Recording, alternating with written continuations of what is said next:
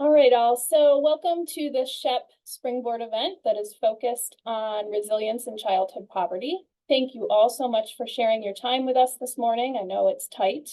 My name's Sara Whipple, and I'm an associate professor of psychology at Virginia Military Institute. I'll introduce our panelists shortly, but I first want to remind us all of SHEP's mission and programming. Though many of us have been involved with the Shepherd Higher Education Consortium on poverty for years, there may be some folks who are just learning about this work.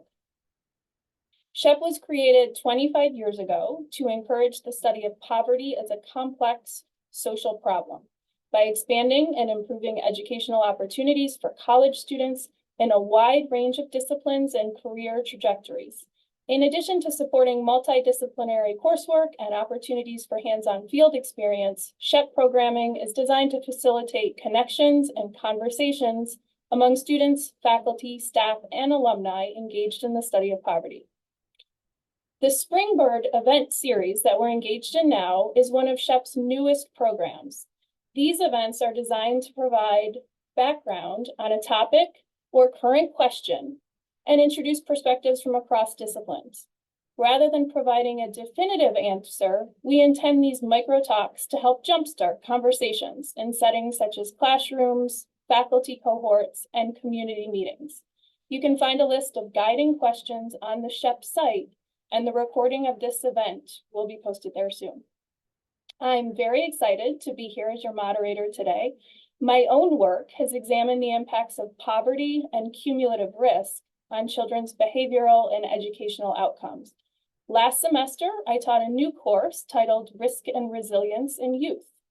In that course, VMI cadets studied bioecological levels of risk and resilience and grappled with questions like, are promotive factors simply the opposite side of risk factors?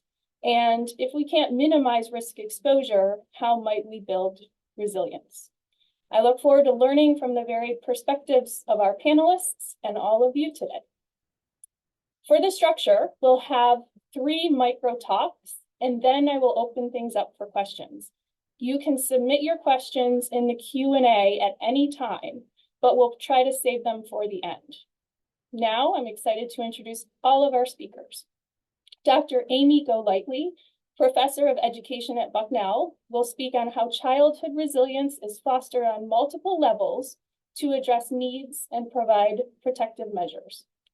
Our second speaker will be Sara Harig, Clinical Director of the Family Service of Roanoke Valley, and Sara will speak on how her organization addresses resiliency among the youth and their families. Her emphasis will be on play therapy. Our final speaker, Dr. Robert Paul Hartley, Assistant Professor of Social Work at Columbia University's School of Social Work, will speak on how family structures help to foster resilience in the face of issues such as food insecurity and accessing public assistance. So I'll hand it over now to Dr. Golightly. The floor is all yours. Thank you, and good morning, everyone. So, as Sara briefly mentioned, talk with you for a few minutes this morning about a pretty big topic, fostering resilience in children and youth. If you could advance the slide, that'd be great. Thank you. So, the question to begin with, I think, is really what is resilience relative to developmental science? And because it's a big topic and it can be applied in a lot of contexts, that can be a complicated question to answer. We could click. Thank you. So the short answer in relative to developmental science, and really probably in general, is that it really depends on where you look in the literature, when the research was conducted, how variables are defined, and really how they're measured. So as time has progressed, our ability to engage in more sophisticated analysis of different factors and different ways that we might model pathways toward resilience has really become much better. And so that answer could shift over time.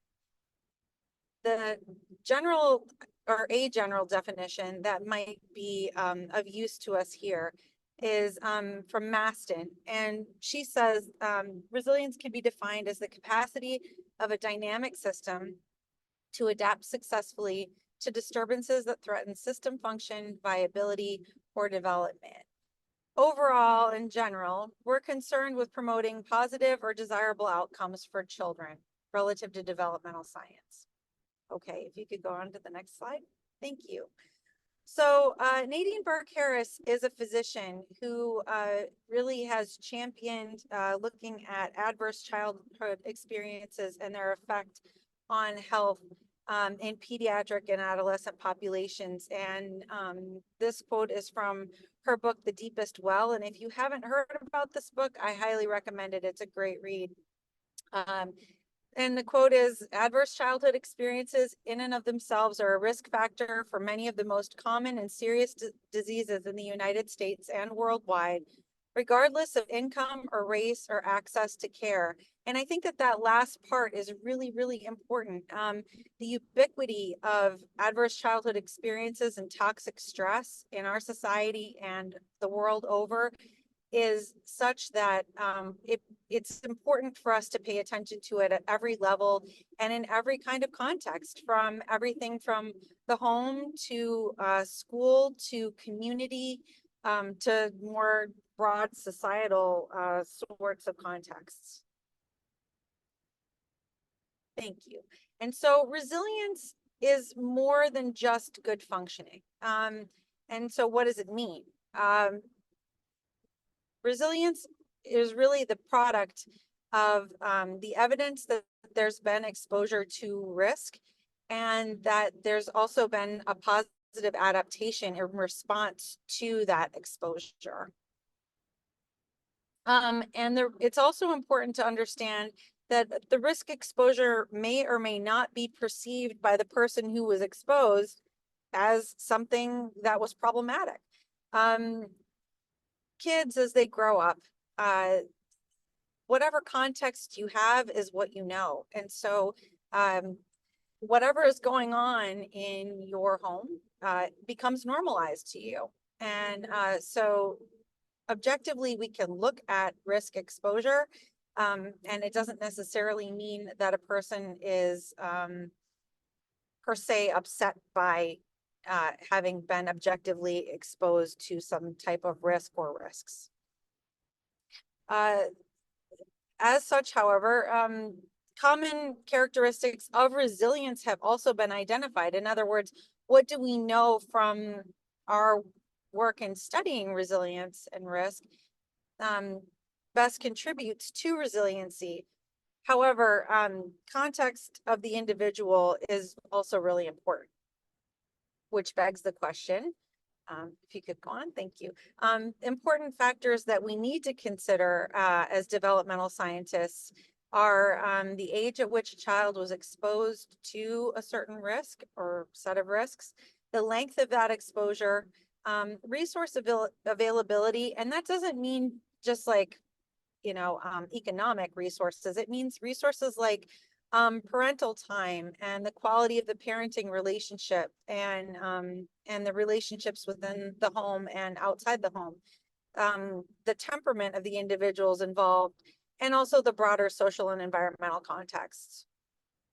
For these reasons, it's really important to understand that resilience is not a trait. So it's not a binary kind of a thing. It's really the result of a complex interplay of a lot of factors as to how well a person is able to rebound after having exposure to risk. We could go on. Thank you. All right. So one thing that we know, and that has been pretty clear in the resiliency literature over time and across methodologies, is that the single most protective factor in the life of a child in terms of fostering their ability to be resilient in the face of difficulty is having one adult in their life that really cares about them. And that person, surprisingly, doesn't necessarily need to be a parent, and it doesn't even need to be a person that the child is related to. So it could be a teacher, it could be a coach, it could be a person who works at a community center, it could be a neighbor, it could be somebody at that person's you know, faith-based sort of organization that they attend, a church or a synagogue or something like that as well. So, or a mentor, like a big brother, big sister, but it's somebody who sees that kid in, you know, in their totality and loves them and accepts them and cheers for them regardless. And that is the single most protective factor. So when we think about what does that mean in terms of community facing kind of organizations? You might be familiar with this particular theoretical construct. So Abraham Maslow, many, many years ago, came up with this idea that theory, really, let me be a little more sophisticated in my language, that we have a certain, everyone has this sort of pot of psychological resources that are available to us at any given moment. And how those resources get divided is really dependent on what's going on around us. And so there are some needs that if he's concerned with, you know, the degree to which people are able to meet their full potential, right? And reach that top triangle of self-actualization. So I'll give a basic example to sort of illustrate what this theory says. So if I am a child and I'm going to school and I have not had adequate breakfast, let's say, my belly's hungry. It's going to be very, very difficult, according to Maslow's hierarchy, for me to do what I need to do in school if I am hungry, because my psychological and really physical resources are being dedicated to, I need food. And that's a primary need. That's one of those basic needs. Likewise, if I'm at a place, whether it's at school or in the community or at home, or, you know, maybe my home situation is precarious and I'm not sure where I'm sleeping that night, it's going to be difficult for me to extend much energy toward making new friends or achieving in school or that kind of thing if I'm not sure, for example, where I'm going to sleep that night. All right. So there are other social scientists who have studied a variety of different aspects of development. And one of them is Bandura. And he says that, like, our ability to feel like we make a difference and to take measures into our own hands to sort of act positively in our environment, those things are really importantly related to the opportunities that we have in the environment to interact with others. You can go on. And Bowlby and Ainsworth were two theorists who studied attachment, and they said that responsive and sensitive caregiving on the part of all adults in the child's life, I mean, primarily parents, but others as well, that kind of responsive caregiving with the child sets the stage for future healthy attachments, and they're developing self-regulation. In other words, setting their own standards for behavior and action. And these all might sound a little bit circular. However, Maston comes to sort of offers us the important insight, and I think it applies to the points that I've made above about Bandura and Bowlby and Ainsworth, that competence begets competence. And what that means is that as a child grows, having opportunities to demonstrate what they can do and exercise those skills means that they become more skilled, which then opens the door for further development of skills. A really quick example, let's say I'm a child and I want to go play with some other kids on the playground. If I have the requisite skills to see that there are other kids engaged in a game, and I go up and I in an appropriate way say, hey, could I join your game? And the kids say yes, then what happens is that opens the door for me to exercise further skills. All right. And so the next time that some situation like that presents itself, if I've had the opportunity to exercise those skills, then again, the next time I might even be that much more skilled at entering and joining a group and being able to hone my skills further. So it's this kind of circular iterative processes that are really important. And so there are a lot of ways that we can scaffold that in community settings, in school settings, in home settings that help kids to develop skills and further promotes their ability to be resilient if they're faced with a difficult situation or set of situations or a variety of risk factors. And that is pretty much what I wanted to say today. So thank you very much for your time, and I look forward to talking with you further.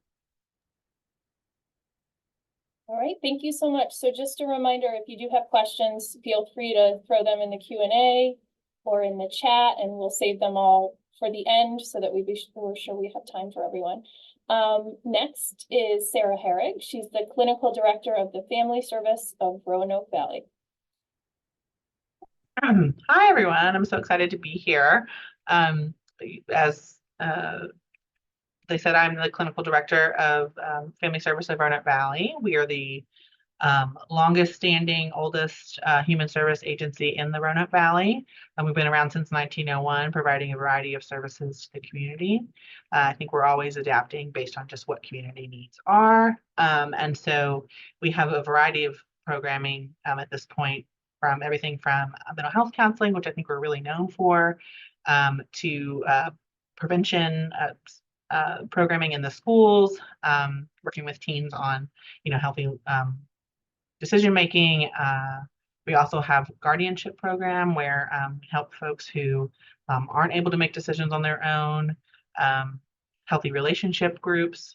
Again, just a variety of programs, really trying to meet the needs of the community to help foster that resilience, not just on an individual level, but on a community level.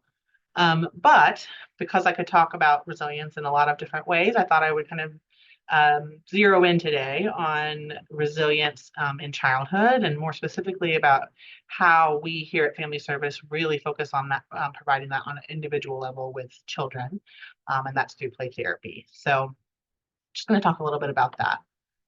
So we all know, right, that mental health challenges among children are on the rise. I think they're the highest they've been in decades. I think there's a lot of different reasons, but that's definitely exacerbated by environments that are marked by poverty and injustice, right? And so in my experience in working with families, I've really seen firsthand the range of needs that are expressed, right? From basic necessities, things like safe housing, things like food security, to those more deep-seated needs, right? Like emotional support, healing. And this is where play therapy becomes not just a tool that we use as therapists, but really a lifeline for a lot of children and families that we see. As Amy was talking about, right, there are numerous studies out there being performed on adverse childhood experiences. There are numerous studies that have already been completed. I think about things like the COVID pandemic and the impact that has had on folks. Secondary experiences that are often correlated with poverty and injustice, and really just the psychological, physical, and biological long-term effects of all of these experiences on children, on teens, and their families. And for children, really, it's difficult to process and conceptualize these experiences. They don't have the developmental capacity to do that in the way that adults do through talking, right? So just as we talk, children play. Play therapy is based on the belief that play is the language of children, toys are their words. And so play therapy offers them a safe space to explore and express themselves. And through play, children can process their experiences, they build self-esteem, they develop crucial emotional and social skills, all of these things that go into resiliency, right? But it's not just about the child. It's about understanding those interconnected systems that influence a child's well-being, family dynamics, societal factors, community resources, all these things that support healing and resiliency of the child as well as their family. And, so as we know from Maslow's hierarchy that Amy spoke in depth about, which I think is great, every human really needs and deserves safety, security, love, sense of belonging. But that's not a given for so many children, and especially children who are living in poverty, because those more basic needs are not being met. And so the idea of being able to give that safety and security and love to a child when I'm just trying to figure out how to put dinner on the table is not necessarily able to be a priority for their caregivers. And it's just seen so easily in the way that children show up. So those external behaviors that we see in children who are deemed oppositional, children who are defiant, aggressive, really that's that child communicating that I don't feel safe, I don't feel loved. And so if we can see that, we're going to be able to meet that need for that child. Many children who engage in play therapy really lack self-esteem. They exhibit challenges with social and emotional functioning, and they've definitely been exposed to one or more ACEs. I would say the majority of clients who come in to see us have at least 6, and really even more than that, probably up to 9. So in order to heal, develop, grow, these kids need positive relationships, right, that provide that sense of love, that safety, that belonging, as well as an environment that's going to allow them to release their thoughts and feelings about those more difficult experiences through a medium that's innate to them, and that medium is play. And that relationship and environment is provided in play therapy. There are a lot of different approaches to play therapy. The one that has been particularly impactful for me in my practice is child-centered play therapy. This approach is rooted in the belief that children have the innate ability to lead their own healing process. They have the innate desire to move towards healing and resilience. And that healing is able to happen in the context of the therapeutic relationship between the play therapist and the child.